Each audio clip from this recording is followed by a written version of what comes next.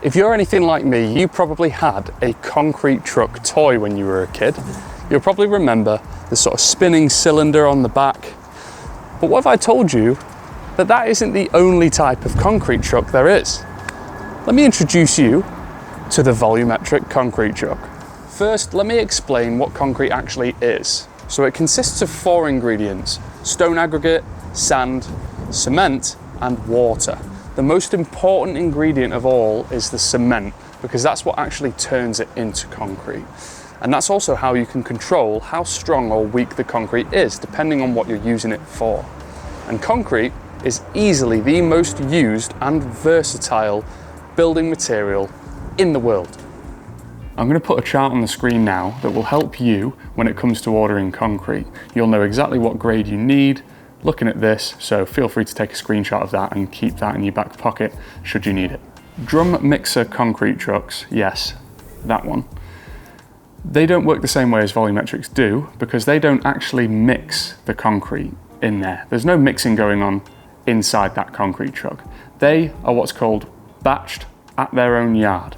So the concrete comes out of some kind of big hopper or silo, fills the concrete truck up with concrete that's already made. So that big cylinder spins because if it doesn't, the concrete will eventually dry and set inside. So the spinning stops that from happening. Think cement mixer on a construction site, the small ones that you can make concrete by hand. Volumetric concrete trucks are completely and utterly different because they do something very special.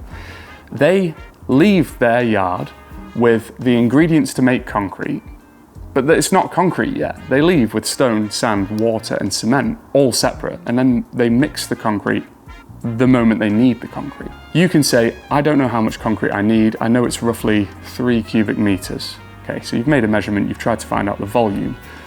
And we say, no problem, let's pour it. It turns out it's actually 2 cubic meters of concrete instead. You only pay for 2 because that's all you've had.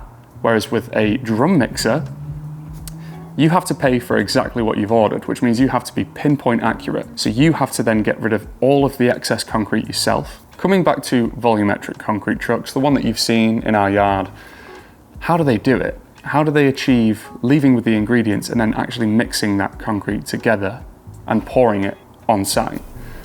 Well, I hope you're paying attention because this next bit's going to be a little bit technical, hence the way that I'm dressed. We're going to the lab. Here is a diagram of a volumetric concrete truck that I've drafted up for you. I'm going to explain how each part works, starting with the water tank located here in blue. It's filled from the top there with around 2,000 litres of water. Second is this hopper known as the aggregate hopper. It has 2 compartments for stone and sand aggregates. And then we move on to the second hopper at the back here, which is the cement hopper. When the cement powder reacts with water, it causes a series of exothermic reactions. This is known as the hydration process. That's when cement powder becomes cement. I have made a top-down diagram to better explain the whole process. Up here we have the water tank, and then on either side we have 2 water lines that travel all the way down to the bottom and mix in the mixer there. We then have this red section here, which is the aggregate hopper. On either side of this we have stone and sand, and then at the bottom we have a conveyor belt, which is what the stone and sand travels down in order to get to the mixer as well. And lastly we have the cement hopper here, which has an auger screw that comes out horizontally and it pours all of the cement powder out straight into the actual mixer itself.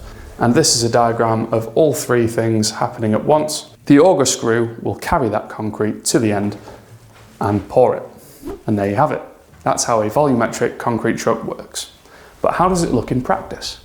Let's go find out. Is Mr. Binman going to get past me? You should do, yeah. Well, he's not slowing down very much, so I think, well, you must be then.